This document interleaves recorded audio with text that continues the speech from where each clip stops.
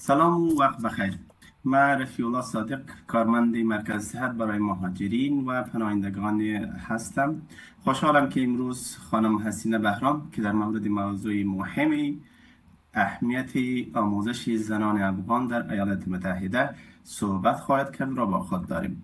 حسینه بهرام دارای مدرک اقتصاد از پانتون کابل می باشد و با نهادهای مختلف غیر انتفاعی در افغانستان و ایالات متحده کار کرده. خانم حسینه قبلا به عنوان راهنمای صحت با صلیب سرخ در افغانستان و من حیث آموزگار در صنف‌های تربیت والدین با سازمان چارلر در ساکرامنتو فعالیت داشته است. در حال حاضر او به عنوان هماهنگ کننده در یک نهاد غیر انتفاعی که از زنان و جوانان افغان حمایت میکند فعالیت دارد و برنامه‌های فرهنگی و پاسخگو به نیازمندی‌های پناهندگان را طراحی و هماهنگ می‌کند. خانم بهرام اکنون در مسیر رسیدن به حرفه نرسینگ تلاش می‌کند و به بهبود صحت، آموزش و توانمندسازی جوامع محروم عمیقا متحد میباشد. بعد دیگه وقت شما را نگرفته رشته سخن به خانم بهرام میسپارم. حسینه جان شما لطف بکنید شروع بکنید. سلام علیکم، سلام خدمت شما، سلام خدمت بینندگان عزیز.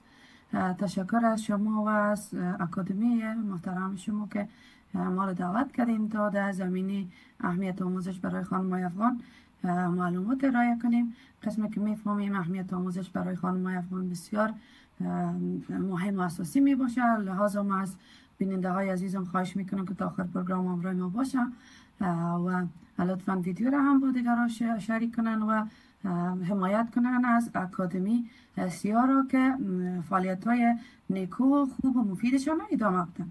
تشکر. شروع کنیم روی موضوع امروز که اهمیت آموزش برای خانم‌های افغانی باشه.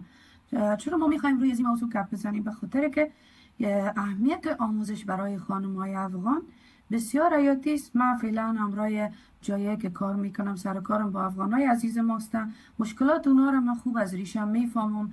هر روزه میاین و همکاری میکنیم ایشان از طریق موسسات غیر انتفاعی. مشکلات زیاد که هست اونا رو دامنگیر شده، اگر در بخش اقتصادی است، اگر در بخش خانوادگی است، اگر در مشکلات اولاداشون در مکتب، تمامش ریشه از این قسمت آموزش اوناست.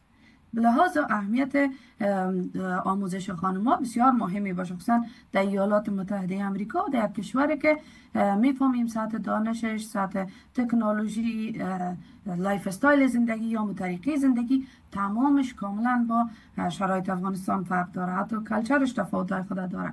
و این کشور است که حتی به خودم وقتی که آمدم بسیار کاملا ناشنا بود. هر روز یک چیزی یاد میگرفتم و هنوزم من یاد گرفتم میتونم از چیزهای بسیار خردریزه گرفته. حتی یک ملاقاتی که در بیرون میداشته باشیم، یک میتینگ، همش آموزش است. من به دیده آموزش میبینم. زندگی خودش آموزش است بر ما و شما هر لحظهش و آموزش هیچ وقت ختم نمیشه.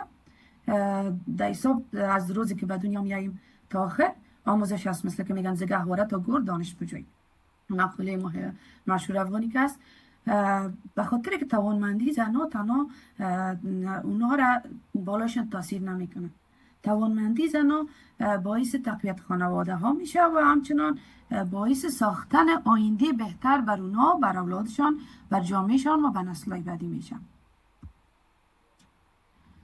در این قسمت معرفی موضوع که هستم، ما زنای افغان قسمی که میفهمیم در ساختن فرهنگ، در ساختن زبان، در قسمت فرهنگ، زبان و همچنان غیره سیستم های جدید امریکا مشکلات خود داره که ما اشاره کردیم و این چالش های فردی تنها بر اونا تاثیر نمیکنه، به اولاداشون، به خانوادهشان هم تاثیر میکنه. به اون خاطر روی موضوع ما تاکید میکنیم که چگونه ما این مشکلات و چالش ها را از زندگی از اونا کم کنیم.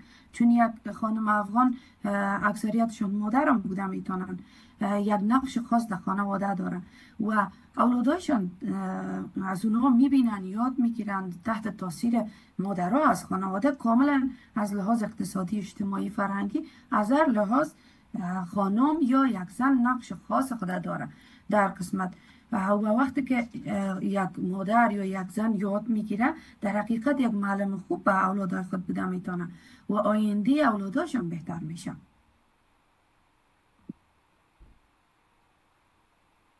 حالا روی اهمیت یادگیری و توانمندی سازی های شخصی ما گپ میزنیم که امی یادگیری چه اهمیت خود داره.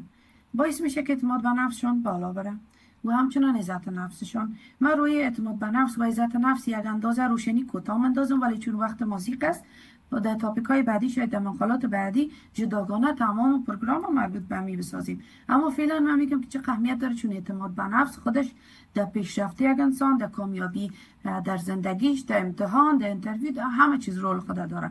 و همچنان عزت نفس هم بسیار ارزش خاص خود داره که باز روش بحث خود کردیم بعدا در پروگرام های آینده. همچنان خود اینمی یادگیری چی میکنه؟ به خانم‌ها کمک میکنه تا که حقوق و مسئولیت های خود در خانواده پوشش بدن.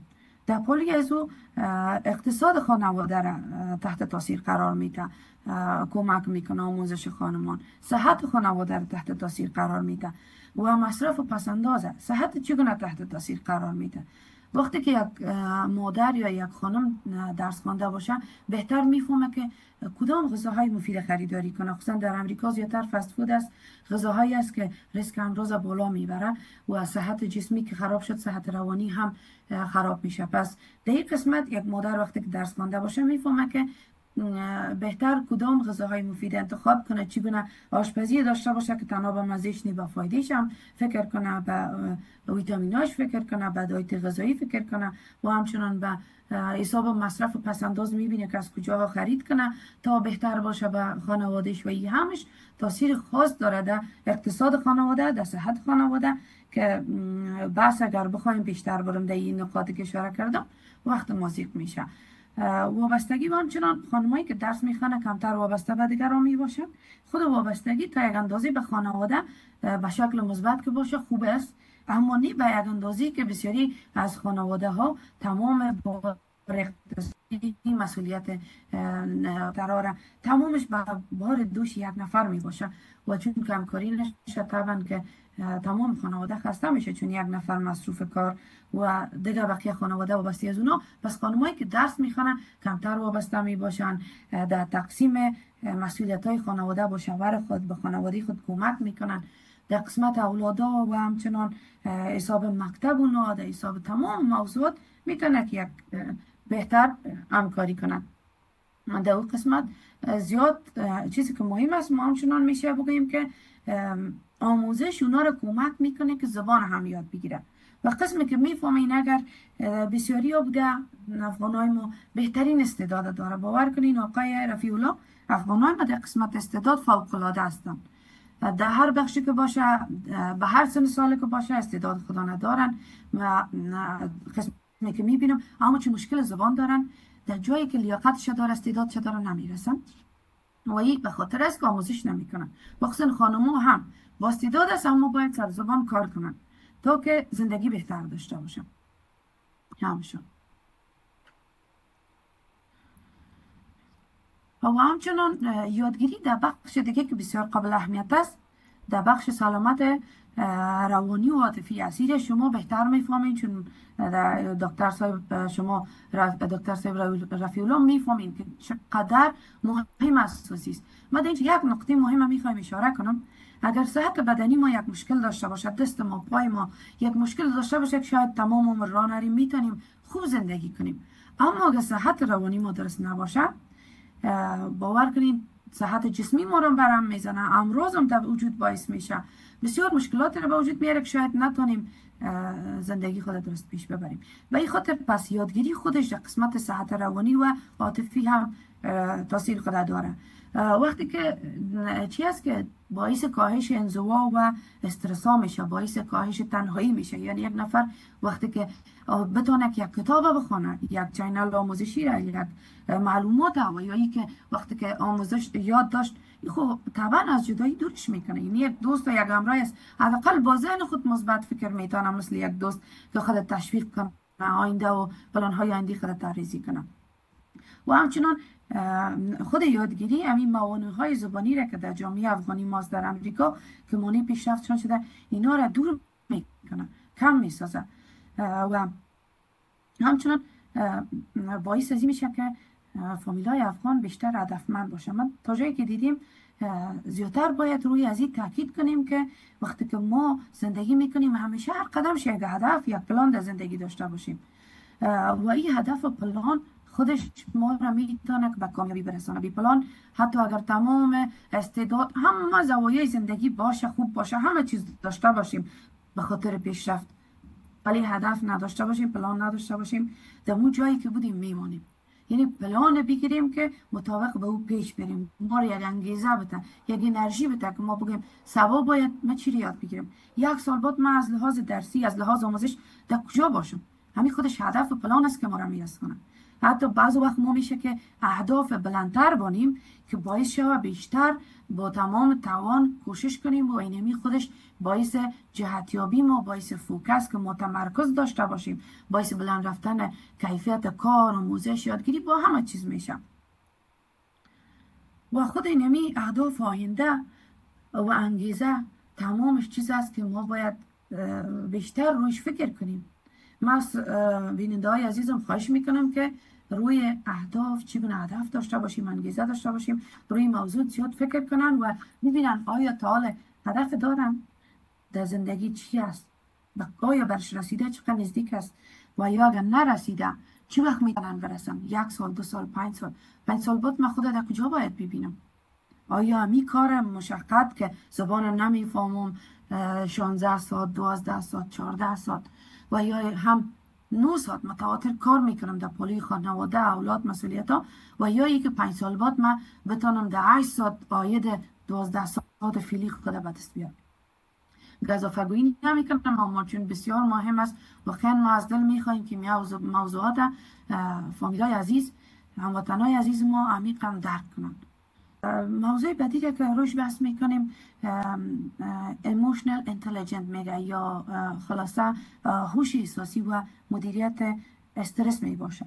این دو موضوعی که هست خودم یا آموزش زیادتر کمک میکنه. وقتی که خانم آموزش دیده باشن، دخترای آموزش دیده باشه، خورای آموزش دیده باشه، اونا از لحاظ احساسی قوی می باشن، یک هوش احساسی بالا می داشته باشه، کمتر میشه که از لحاظ احساسی، از لحاظ اجتماع با مشکل بر بخوره و خودش اینمی باعث میشه که استرس خود بهتر مدیریت کنه. اگر ذهنشان نارام بود، استرس جزء عمده زندگی هم ما شماست اما مدیریتش فوق العاده مهم است و اینا میتونه که می استرس برگونی درست خوب مدیریت کنه. و وقتی که استرسشان مدیریت شد طبعا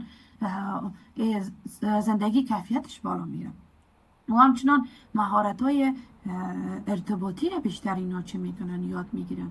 یعنی ای که در اجتماع انسان در ارتباط باشه، چگونه در مکتب، در محیط کار ارتباطات خوب داشته باشه، اینا میشه که آموزش بالاش تاثیر بسیار اساسی و مهم داره که من تاکید میکنم.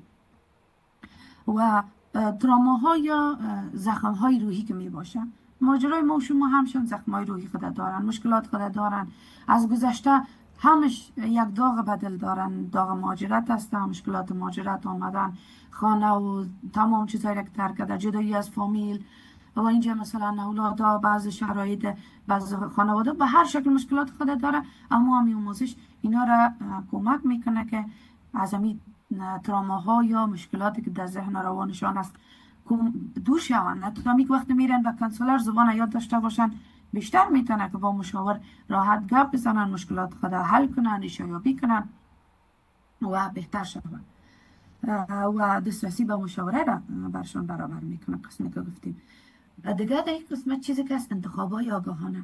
بعض وقت تمام زندگی ما را چی تشکیل میده؟ انتخابای ما. چی را انتخاب کردیم در رشته، چی را انتخاب کردیم منایس شریک زندگی، کی را انتخاب کردیم منایس دوست، کدام جای انتخاب کردیم منایس کار، کدام موتر انتخاب کردیم، تمامش تاثیر داره. اگر خوب باشه فوق العاده تاثیر خود داره، اگر بد هم باشه حتی دوستایی را که اولادای ماستفلی انتخاب میکنه، هم نشین، تمامش تاثیر خود داره. ولی یک نفر که درس خوانده، یک خانم که درس خوانده میتونه که انتخاب آگاهانه داشته باشه، انتخاب درست داشته باشه و به اساس عقل و منطق و هوش بیشتر تصمیم بگیره در انتخابای خود. یعنی ما آموزش به خانوما و دخترها و خواهرها و یا خود بتیم، مثل عزیز که تقریبا از بسیاری مشکلات اونا را ما به مدام العمر نجات میدیم. از بسیاری سختی ها، از بسیاری ظلم میشه که اونا نجات پیدا کنن وقتی که آموزش ببینن. کلید همون موفقیت هاست، این واقعیت است. و همچنانی که وقتی که آموزش داشته باشم چیم که پیدا میکنن در قسمت حقوق خود، معلومات در حقوق خود می داشته باشن، در قسمت صحت خود بیشتر استقلالیت می داشته باشن و همچنان قسمی که گفتیم رویاها و فرصت ها را آموزش به وجود میاره و خود رویاها و فرصت ها باعث میشه که اونا پیشرفت کنه. فرصت های کاری بودن میتونه، فرصت های درس بودن میتونه. بعض وقت بسیاری وظایف هست که آماده است کارمند میخواه ولی چون زبان نمیفهم افغانای ما و یا ای که همون مدرک و مسلک که هست در قسمت اسناد ندارن، پس همین فرصت ها را از دست میده. باور کنین میگن ما وظیفه میخوایم، وظیفه هم هست ولی فقط به می خاطر که زبان یکی خود نمیفهمه یکی باید یاد بگیریم. همه ما شما وقتی که میاییم نفهمیدن در اول هر روز آموزش است، یعنی باید یاد بگیرن. هر روزی که میگذره یک تایم مشخص با آموزش بگذاریم. خود ما معلم خود چاییم، خود ما شاگرد خود چاییم، ولی پیش بریم یاد بگیریم. حتی اگر هیچ امکان نباشه میتونیم بازم از خانه خود یاد بگیریم. حالا روی تاثیر آموزش در زندگی روزمره هم میشه که چند نکته را میخوایم یادآوری کنم که بسیار مهم می باشه. یکی مدیریت وظایف خانه است. وقتی که خانم‌ها و دخترها درس خوب خوانده باشه بسیار خوب میتونه خانه خود مدیریت کنن. تایم کار، تایم درس، تایم اولادها به جای ناوقت نمیرسن، به هر چیز از یک تایم یک زمان خود تعیین میکنه و کیفیت زندگیشان بیشتر شد. به خوشی زندگی میتونن، چون زندگی تمامش این نیست که از صبح تا شام مثلا بعضا مصروف می باشن، ما اگر این نمیده که مطالعهشون بالا باشه کمتر وقتشان میگیره. کار را که در 8 ساعت یک نفر میکنه و اوی که میفهمه چگونه انجام بده مدیریت کنه در 2 ساعت میتونه انجام بدهش. این تاثیر خود داره.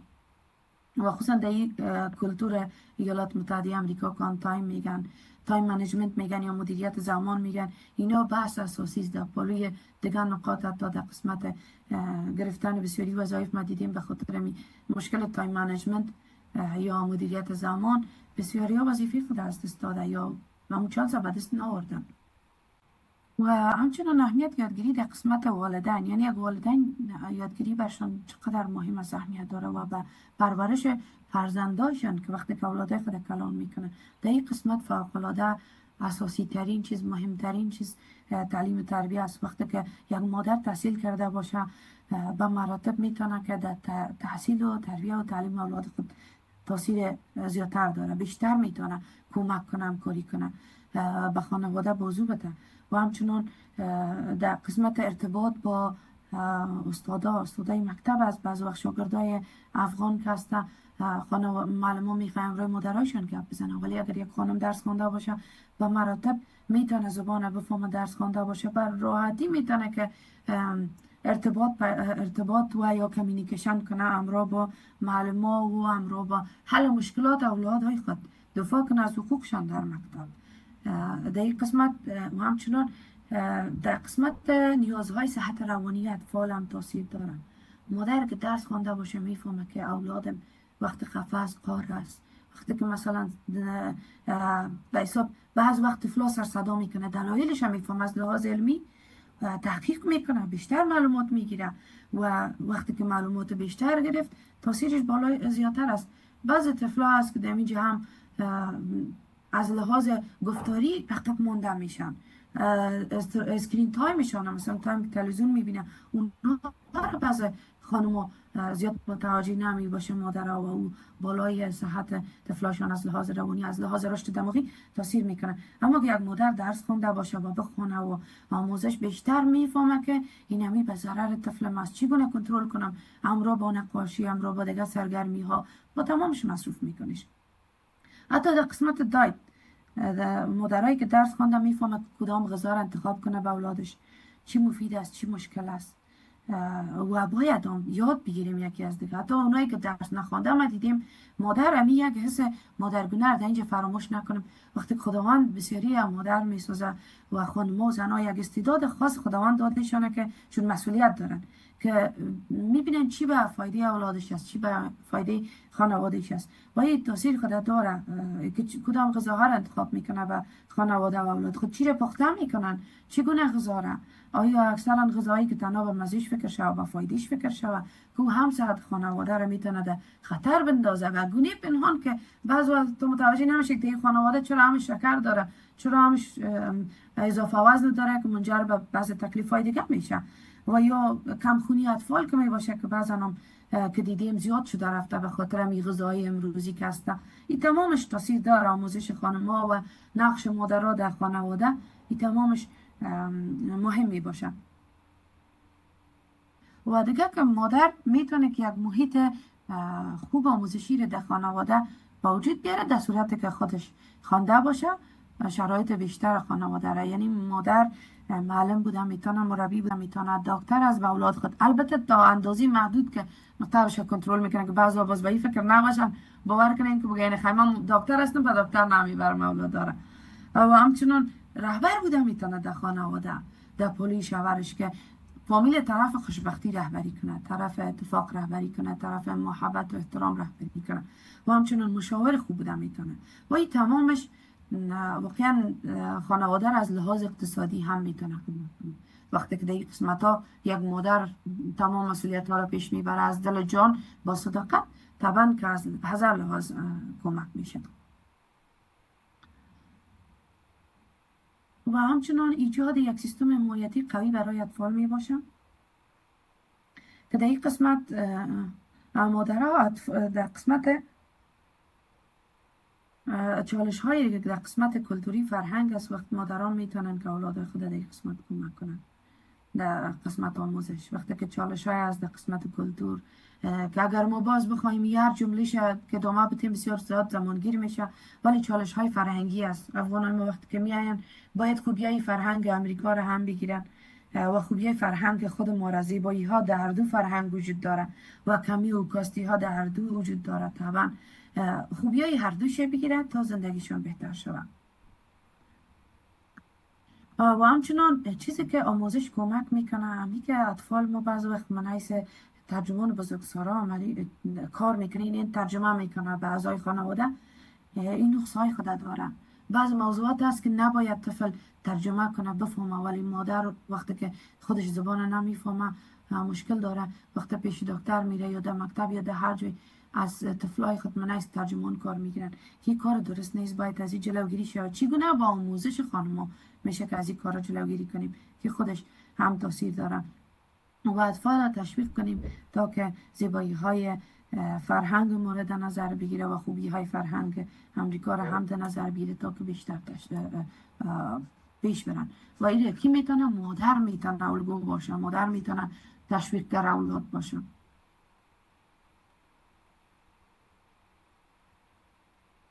در سلاید بعدی میریم به قسمت یادآوری.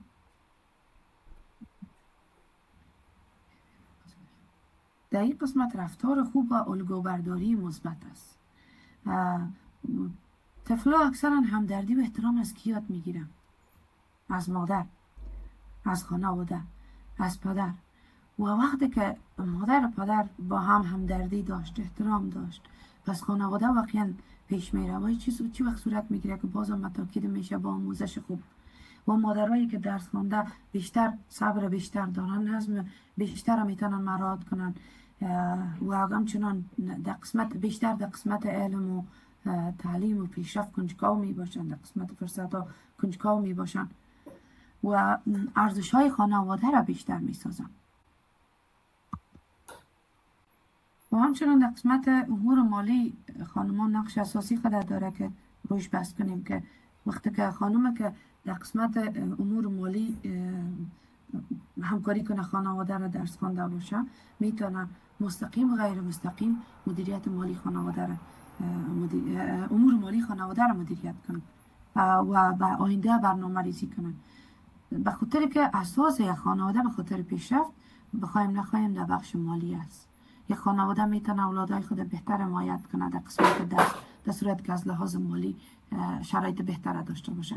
و خود خانم نقش داره، خانمایی که میفهمن به حساب از اینکه چگونه جهاد ترجیح بده از لحاظ مالی، از کجا خریداری کنه، قسم قبلا گفتم، و دیگه موضوعات از اسراف جلوگیری میشه و همچنان اینمی تمامش آینده بهتره برای خانواده به وجود میاره. وقتی خانواده آینده بهتر داشت طبعا که تاثیرش بالای اجتماع است. و نقش فعال خانم ها در چی دارن؟ در تصمیم گیری خانواده دارن. یعنی خانواده وقتی که خانم ها میتونه که تصمیمای بگیره که خانم ها میتونه در خانواده تصمیمای بگیره که اونا را به قله های موفقیت، آرامش و خوشبختی هم برسانه. و برخلاف هم بوده میتونه در صورتی که درست عمل نشه یا تصمیم درست گرفته نشه. یک مقوله دیگری که میخوایم در نظر بگیریم در این قسمت میخوایم بگویم که اگر نقل قول است که میگه اگر شما یک مرد تربیت کنین شما یک فرد تربیت کردین، اگر شما یک زن تربیت کنین یک خانواده و یک ملت تربیت میکنین. پس اهمیت درس در خانما بسیار زیاد و ناب است. حالا آقای رفیع الله ما تشکری میکنم از اینکه بر ما وقت دادین که روی موضوع گپ زدم و ما وقتم در نظر گرفتم که بیشتر وقت شما را ضایع نکنم، کم نشه و موضوعم کوتاه باشه که دلچسب باشه، خسته نشن بیننده های عزیز. حالا شما تشکری از شما میکنم و پیش از اینکه پروگرام ختم کنم یک دو کلمه دیگه میگم. تشکر از پدر و مادرم، همیشه واقعا خداوند ازشان راضی باشه که هر چقدر مشکلاتی که بود تمام شب بالای خود گرفتن، در سختی در هر حالت تاکید کردم که ما درس بخوانیم. که امروز ما یک انگیزه دارم که میگم اگر سرم مثل پنبه و سفید شود، من هنوزم دوست دارم برم در چوکی شاگردی بشینم، یاد بگیرم و تا آخرین نفس، و چون وقتی یاد میگیرم به دیگرها یاد میدم. و حدیث شریف است رسول الله صلی الله علیه و گفته که بهترین مردم کسایی است که میآموزه، علم میآموزه و به دیگران یاد میده. دیگه آخرم است. تشکر از شما، تشکر از اکادمی سیارا. بسیار زیاد تشکر حسینه جان، لطف کردین از معلومات مهمی که واقعا درباره یک موضوع بسیار مهم که ما شریک ساختیم. حالا اگه اجازه شما باشه یک دو سوال یا سه سوالی که شاید کسایی که این پرزنتیشن رو بشنوه پیدا شود به شما بپرسم. و سوال اول است که اگر یک زن افغان که هرگز مکتب نرفته باشه، درست؟ چگونه و از کجا شروع کنه تا آموزش آغاز بکنه؟ بسیار خوب. زن افغان که مکتب نرفته، ما دیدیم سوال را که شما پرسیدین زیادتر از خانم ها و فامیلای را پرسیده و بسیار یک سوال عالی که فعلا هم اکثرش همی سوال پرسیده باشند در ذهنشان که پروگرام ها میبینه. اکثرا تنها مکتب مطرح نیست، بعض وقت سلف استادی که میگه یا خود آدم که درس میخوانه، خودآموزی هم مطرح است.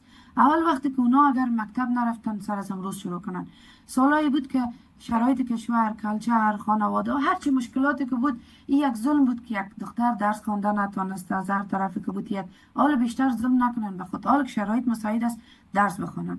کورسای انگلیسی است رایگان و همچنان کورسای آنلاین است، کورسایی است که میتونن خودشان برند مراکز، در هر جای کورسای خود داره، جوینده یا بنده از باید جستجو کنن. در پالی کورسای آنلاین می باشه. چینل های یوتیوب از بهترین چینل های یوتیوب که در بخش آموزش زبان فعالیت میکنن. آموزش نصرت است که ما بسیار خانواده افغانم نشان دادیم که تقریبا 50 ویدیو 100 ویدیو هر کدامش 50 دقیقه و به بهترین مهارتش انگلیسی را از صفر شروع کردن. حتی در یوتیوب که سرچ میکنن ما بیشتر گفتیم برو سرچ کن از ABC آموزش انگلیسی ابتدایی، بهترین ویدیو می آید. بشین کتابچه و قلم و بگی هر روز 1 ساعت تعیین کو، نیم ساعت تعیین کو، باور کنین در ظرف 2 ماه 3 ماه 6 ماه یاد میگیرن. اونایی که میگه در فکرم نمیمانه، یاد گرفتن با تکرار است. تکرار کنن، هرگز ناامید نشن و پیش برن. در پالی از اون مراکزی که گفتم مراکز انگلیسی زیاد است، قدم به قدم پیش برن، امکانات زیاد است. حتی با اونایی که هیچ امکان نیست که برن یا طفل دار هستن، بازم گفتم تکنولوژی حداقل یک کامپیوتر دارن، حتی تلویزیون از در یوتیوب به جای که پروگرام‌های دیگر را میبینن. بانن آموزش انگلیسی یک ورق یک کتابچه است، اگر کتابچه نبود پشت کتابچه هم میدارن. فرض مثال که الحمدلله همه چیز است. اما میتونن یاد بگیرن، از خانه شروع کنن، از خودآموزی خودشان استاد خودشان پیش برن. تا سواد آموزی رو اونایی که میگن ما سواد نداریم، سواد نداشتن بعضا بدیدی از این میبینن که بگوین که یعنی ناامید شدن دیگه پیش نمیرن، یا یک بهانه است که بگوین خیلی دیگه من مسئولیت از شانهای ما برداشته شده. نه، ما نمیشه بگیم که من سواد ندارم، من مسئولیت مادر بودن خودم، مسئولیت خانواده خودم، یا به خاطر خودمون به حساب بالای خود حق دارم که زندگی بهتر داشته باشیم. پس چی میکنیم؟ اگر بی سواد هم هستن میتونن که شروع کنن، از سواد آموزی شروع کنن، از قاعده بغدادی شروع کنن آهسته آهسته. و بهترین مرجعش اول خو کورس از صنفای آنلاین است، استاد شخصی از افغانستان بسیاری درس میده. در اینجا هم هیچ که نبود یوتیوب، کتابچه و قلم، اما وقتی که تصمیم بگیرن حتمی میتونن. بسیاری هم بوده که از ای بی سی شروع کرده، امروز استاد پانتون از دوستان و افتخار میکنم برشون. از ای بی سی شروع کردن با بسیار مشکلات خانواده، اولادداری، و اما امروز خود رسونده. بسیار جالب، بسیار تشکر حسینه جان. واقعا اگر کس بخواه هیچ چیز ناممکن نیست واقعا. و مثال را که شما گفتین که همکارتان یا کارخواندهتان گفتین که ای بی سی رو یاد نداشت، و استاد پانتون است، بهترین مثال بوده میتونه برای همچو خانم. تشکر بسیار زیاد. حسینه جان اگر اجازه شما باشه یک سوال دیگه به نمایندگی از مکاتب و انجوا از شما کنم، به خاطر از اینکه او هم شاید ویدیو ما شما را ببینم. سوال دیگه است که مکاتب و انجوا چگونه میتونن که با گروه های محلی و جامعه محلی همکاری بکنن تا کورسای معاصر انگلیسی را و تربیه اطفال و والدین هم برای زنان افغان داشته باشن؟ چی راهکار و چی پیشنهاد میکنن شما برای اینجور مکاتب؟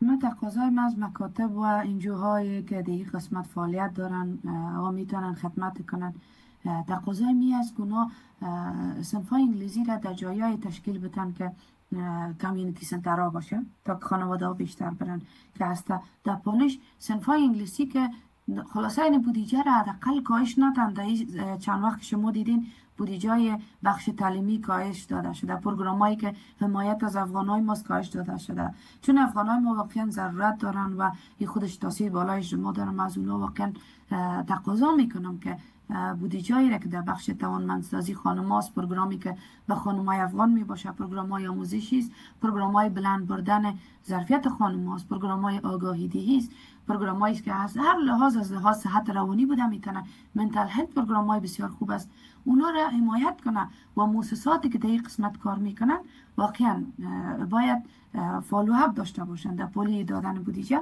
راپوردهی دقیق باشه که آیا خدمات و گونه واضح درست دقیق و اینا میرسن، یعنی یکی در قسمت حمایت از بودجهشان است، در قسمت کیفیت درس است، و یکی که مراکز بیشتر چی کنن و مشکلات خانم‌های افغان زیاده. و حتی صنفای انگلیسی که می باشه بعضا مشکل را که دارن خانمایی که 2 سال 3 سال 4 سال 5 سال رفتن زبان انگلیسی رو درست یاد نگرفته. چیز من میگم که خودشان هم شاید باید استاد بگویی که من میخوام بیشتر یاد بگیرم. دیگه سیستم صنفای انگلیسی ابتدایی بهتر است که افغانا درس بده اونا رو. وقتی که افغانا درس بده یعنی ای که کدام استاد ما برشون چی میتیم مهم است، چون که لغات ابتدایی رو نمیفهمه، اما استاد به انگلیسی گپ زده میره، کیفیت درس از یک سو زیر سوال میره، در پولیش وقت شاگرد ضایع میشه، خصوصا یه وقت یک مادر بسیار وقت کم دارن، اونا در خانواده مسئولیت دارن، شاید چانس را که امروز داره سبا نداشته باشه بیاید اصلا. پس استادایی که باشه به زبان خودشان گرامر ابتدایی برشان درس بده، انگلیسی را تا 120% هم که انگلیسی را یک استاد به زبان خودشان درس بده، بعد از او سرعت بسیار بالا میره، خودشان هم میتونن پیش برن. مهمترین اینه میدیم اول اینا بند میمونن، اما اگر مؤسسات کوشش کنه که استادا صنفای را تشکیل بده که استادا به زبان خودشان درس بدن، کاری کنشون، چون آموزش به یک طفل که یک استاد به انگلیسی گپ میزنه و کاملا جذب میکنه با یک خانم که درس نخوانده بسیار فرق میکنه. بسیار زیاد تشکر. حسینه جان شما در جریان پرزنتیشن تان به یک موضوع بسیار مهم اشاره کردین که اهمیت آموزش زنان در قسمت تربیه اطفالشان بود. من سوال در اینجا پیدا میشه، اگر یک خانمی که زبان انگلیسی رو بلد نباشه، درست است؟ شما به مت یک خانم چی راهکار را پیشنهاد میکنین که تا بتونه به شکل فعالانه در قسمت بهبود تعلیمی می اطفالشان حساب بگیرن و یا دخیل شوند؟ بسیار خوب. در این قسمت چند شیوه است. یکی که همزمان هر روزه در آموزش انگلیسی باید جزء اساسی زندگی خانم‌ها باشن. درست. 10 دقیقه 15 دقیقه نیم ساعت یک مادر باید بخونه، یاد بگیره. چون بعض وقت ما دیدیم اولادها در پشوی مادر به انگلیسی به هم دو زدن، ولی چون مادر زبان نمیفهمه کنترل نمیتونه. چی بانه که در آینده هم به می شکل نمیتونن اولاد خود کنترل کنن، چون زبان یک زبان دیگه چی میکنه. پس حیاتی و مهم است هر روز باید کار کنن، نمیشه که یوزر شود. در پولیش که هر روز کار میکنن، در قسمت تربیت اطفال خود کار رک میتونن. کتابا را بدلی میتونن پیدا کنن. کتابای صوتی از بهترین کتابای صوتی. ما خود معتاد کتابای صوتی شدیم. هر روز که یک کتاب دو کتاب صوتی انگیزشی نشنوم و با اولادم یک چند جملهش انتقال ندم ناممکن است. یعنی میخوانم میشنوم که اولادم مرا ببینه، در آینده بفهمه که مادرم از سوشیال میدیا چه قسم استفاده میکرد. یعنی خود آدم الگو شوه. و در حساب حتی صفحات است که به زبان ما و شما درس پرنتینگ میده. یک خانم است، همیشه ویدیوش ما در گروه خانم های افغان شریک میکنم، نایداش مقصودی میگن، یک خانم ایرانی است، درس های پرنتینگ و بسیار زیباییش تشریح میکنن. 15 دقیقه نیم ساعت از روز یک ویدیو از اونها را ببینن. اونا روانشناس است که به مادرها یاد میده که طفلای دنده سنای مختلف چی خویه داره، چگونه برخورد کنین. و ما خودم هم یاد گرفتیم. ما تو میگم کاش که وقتی که من مجرد بودم یک 5 دانه کتاب پرنتینگ میخوندم، امروز هر روزی که میباشه اولادم به بهترین شیوهش من تربیت کنم. به خاطر که من اگر 20 سال بعد اولادم یک تربیت داشته باشه ما پشیمان شم. یک روزه که من میلیاردها دلار هم بتونم، یک روز طفلی از اینا رو من خریدن نمیتونم.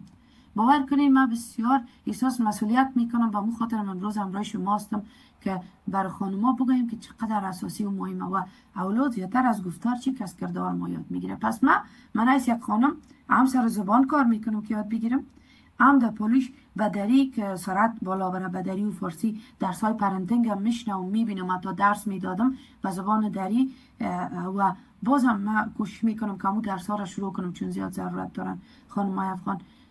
که واقعا یعنی هر رای است، اگر بخوایم هر رای است، اما ای که ما باید شروع کنیم، نه از فردا، از امروز شروع کنیم، آموزش شروع کنیم تا که کشور ما میتونه که تغییر بکنه. چرا حالا امروز میخواین که مکاتب بند باشه؟ به خاطر که پیشرفت یک کشور به درس است، کامیابی یک کشور، یک مملکت به درس است، موفقیت یک کشور 90% مربوط به خانم هاست، مربوط به تحصیلشان است، چون اساس یک خانواده را پیش میبرن، نسل آینده را تربیه میکنن، پادشاه و وزیر و یا همچنان مجرم تربیه میکنن.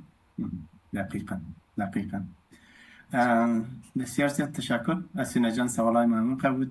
تشکر از وقت شما و از اینکه حاضر شدین در مورد موضوع بسیار بسیار مهم با ما صحبت داشته باشین. لطف کردین و انشاءالله به امید از اینکه در پرزنتیشن های دیگر موضوعات دیگر نیز برکت ما شریک بکنین. یک بار دیگر از شما تشکر و به خیر و سلامت باشین. تشکر از شما، حوصله‌مندیتان. تشکر که بسیار مهربانی پروگرام پیش بردین. تشکر از بیننده های عزیز که پروگرام دید و از شما و همکارایتان یک جهان تشکر و امید از اینکه این پروگرام های مفید ادامه پیدا کنه و همچنان بیننده های ما حمایت کنن از پروگرام های شما. تشکر.